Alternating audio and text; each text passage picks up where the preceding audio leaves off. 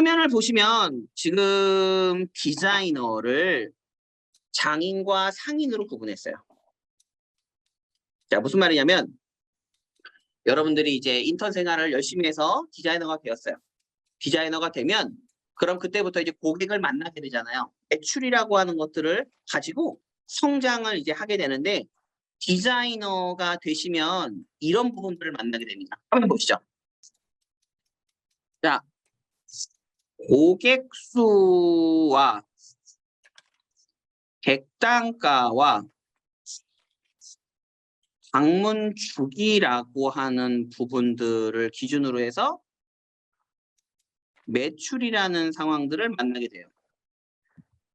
다시 자, 매출이라고 하는 상황들을 만나게 돼요.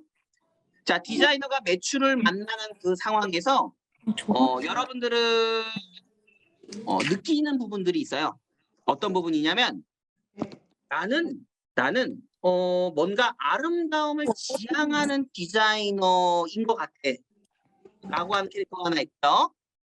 나는 아름다움에 대한 지향도, 그러니까 아름다움에 대한 관심이나 욕심도 많지만 그것보다 고객의 입장을 기준으로 해서 조금 더 고객이 갖고 싶어하는 걸 먼저 주고 거기에 대한 비용 처리를 배들을 받길 원해 라고 하는 캐릭터로 구분이 돼요.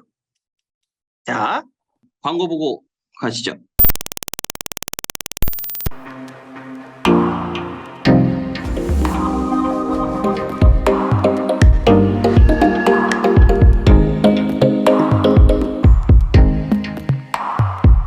자, 다시 디자이너가 되면 아름다움을 쫓는 사람이 있고요. 또 하나의 캐릭터는 아름다움보다 우선순위로 고객의 시선, 고객의 만족감을 먼저 생각하는 디자이너가 생겨요. 나눠져요. 그래서 아름다움을 기준으로 저희가 성장하는 사람들을 장인격이다라고 이제 표현을 하고요. 그리고 반면 고객의 마음이나 고객의 생각을 기준으로 해서 조금 더 고객 입장에서의 비즈니스를 제안하는 친구들을 저희가 상인격이라고 해요. 디자이너가 되는 순간 이런 두 가지 포지션에서 여러분들은 성장을 하게 됩니다. 근데 재밌는 게 여러분들이 활동하고 있는 살롱을 보면 여러분들이 만나고 있는 디자이너들을 생각해봐요. 딱 이렇게 정해져 있어. 어떤 사람들은 아름다움을 위해서 굉장히 많은 그런 활동을 하고요. 어떤 사람들은 고객의 입장을 기준으로 해서 고객이 갖고 싶어하는 것만 주고 그걸 매출로 굉장히 잘 이끄는 사람이 있어요. 근데 이 두 가지의 포지션에서 한국뿐만이 아니라 전 세계적으로 상인이라고 하는 그런 포지션은 장인이라고 하는 포지션에 비해 굉장히 적습니다. 자, 10명이다 라고 하면 10명 중에 1명 정도가 이렇게 상인의 모습을 갖고 있거나 또는 오버하면 30명 중에 1명 정도가 상인의 성격을 가지고 있어요. 나머지들은 장인이죠. 아름다움을 기준으로 성장하는 사람들의 모습을 갖고 있어요. 근데 여러분들이 이렇게 봐주셔도 좋을 것 같아. 나는 미용을 하는 상황에서 단계별 성장이 굉장히 나한테 잘 맞아. 또는 나는 한 디자인에 대해서 조금 빠지면 그 디자인을 좀 파는 느낌이야. 그 디자인을 되게 잘하길 바래. 이런 캐릭터를 저희가 장인이다 라고 봐요. 시간 오래 걸리고 뭔가 오타쿠처럼 뭔가 아름다움을 쫓는다. 이게 장인이 아니라 이런 단계별 성장이라든가 아니면 아름다움에 대한 정확한 자신의 신념이 있다라고 하면 이걸 장인으로 볼 수 있단 말이에요.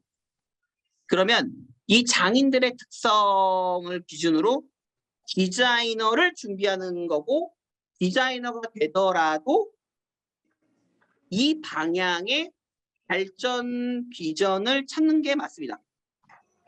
자, 무슨 말이냐면, 자, 화면 보세요. 당인, 그 밑에 학습지능이라고 되어 있죠. 자, 이 사람들은 기술, 디자인에 대한 학습을 기초로 하고요. 그리고 이걸 욕심을 냅니다. 해오려고 해요. 기술을, 디자인을 계속 업데이트를 하고 싶어 하는 애들이야. 그래서 이들은 단계별로 자기가 아름다움에 대한 성장을 기준으로 만족감을 느끼고 그 만족감이 고객을 대하는 태도라든가 고객을 리드하는 힘으로 발전돼요. 근데 반대로 상인이라고 하는 캐릭터는 이렇게 보시면 좋을 것 같아요. 단계별 성장을 그닥 좋아하지 않아요. 이들은. 왜냐면 단계별 성장을 하지 않더라도 고객의 다음 생각이거나 아니면 지금 인턴분들이라고 하면 디자이너의 다음 생각을 이해하는 캐릭터들이야. 밑에 사회지능이라고 되어 있죠. 이게 뭐냐면 이용계에서 이야기하는 센스야. 센스를 타고난 자들.